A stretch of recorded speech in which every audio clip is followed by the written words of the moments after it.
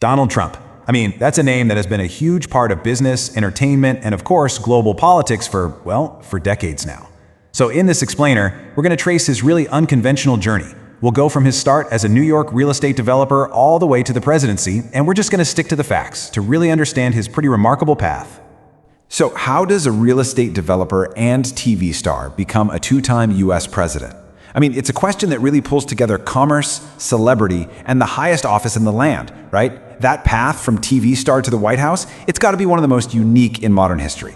So yeah, how did it happen? Let's start from the very beginning. All right, section 1, from Queens to Manhattan. So our story really kicks off in New York. This is where a young Donald Trump laid the groundwork for a real estate empire that would, eventually take him way beyond the city skyline. Okay, so let's look at the early years. He was born back in 1946 to a pretty successful developer, Fred Trump. So you can imagine, he was basically immersed in the world of real estate from day one.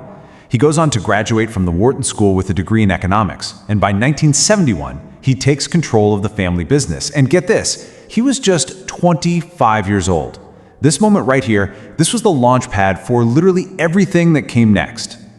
And he didn't just keep the business running, he completely transformed it.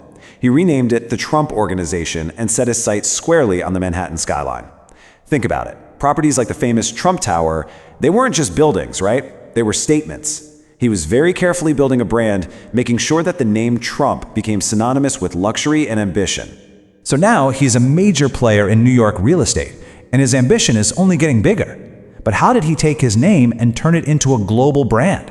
Well, this next chapter of his life was marked by some incredible highs and some very, very serious lows. It really is a career of contrasts. On one hand, you've got this massive success, these iconic properties, and a brand name that everybody in the world recognized. But on the other hand, the 1990s brought some major financial turmoil. This period of serious business setbacks really tested his resilience and honestly forced him to adapt. So after navigating those financial storms, he found a totally new and powerful path to fame: television. With the reality show, The Apprentice, this one simple catchphrase, "You're fired," became a cultural phenomenon. The show didn't just make him famous, it cemented his image as this decisive, powerful media figure, beaming into millions of homes every single week. And that really set the stage for his next big move. All right, so with his name now firmly established in both the business world and the entertainment world, he set his sights on an arena that to a lot of people seemed completely out of reach: the American presidency. In 2015, he made the official leap. And his campaign was, anything but traditional. He really leveraged his decades of celebrity and that carefully built reputation as an outsider businessman to connect with voters who felt pretty disconnected from the whole political establishment. And the result? It stunned the world. In November 2016, defying all the polls and the pundits, Donald Trump defeated Hillary Clinton. This number, 45, it represents that historic and for many completely unexpected victory, making him the 45th president of the United States.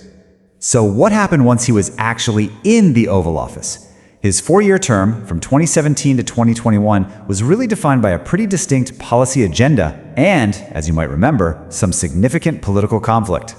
His presidency was guided by a clear America First agenda. This meant some big things: significant tax cuts, a major focus on stricter immigration policies, confronting what he saw as trade imbalances with China, and of course, navigating the totally unprecedented global crisis of the COVID-19 pandemic. His term was also marked by some really intense political opposition. He became one of only a handful of presidents in U.S. history to be impeached, which is basically a formal charge of misconduct brought against a public official. He faced this not just once, but twice. Now, while he was ultimately acquitted by the Senate both times and wasn't removed from office, the proceedings were absolutely a central feature of his time in Washington. So, the end of his first term, it set the stage for one of the most tumultuous periods in modern American history. And this period is what ultimately led to an unprecedented political comeback. So let's break it down.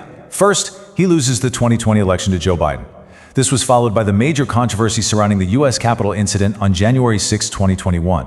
And then, throughout this entire period, he's had to navigate several significant and ongoing legal challenges.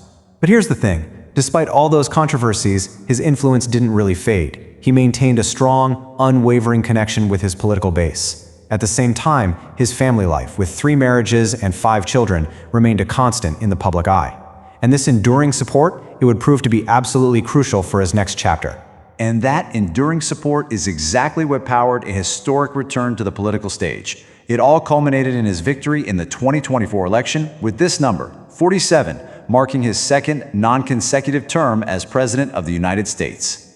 So when you step back and look at his entire public life, you see this consistent story of contrast. In business, building a global brand happened right alongside serious financial challenges. In politics, winning the presidency twice was accompanied by 2 impeachments and numerous legal battles. It really has been a career defined by both remarkable successes and just as significant controversies. And that kind of brings us to our final question here. This unique path, from real estate mogul to reality TV star to president, it's unlike any other in American history.